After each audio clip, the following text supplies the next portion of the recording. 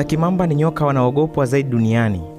Licha ya jina lake kuwa kubwa, mara nyingi nyoka huyu hupatikana maeneo mbalimbali ya Afrika. Lakini jambo la kushangaza, anaweza kufikia urefu wa zaidi ya mita 400.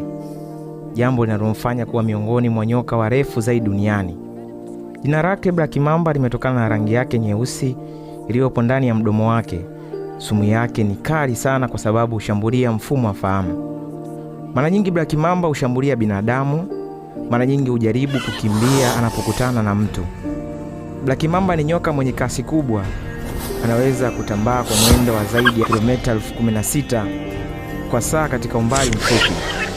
Hutumia kasi hiyo kuwatoroka maadui au kuwawinda wanyama wadogo wadogo kama panya, ndege pamoja na mijusi.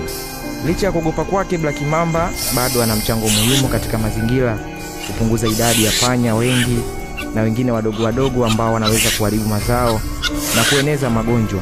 Aidha pia ni sehemu ya mfumo wa ekolojia. Je, Black mamba ni nyoka wa kipekee mwenye kasi, urefu na sumu kali?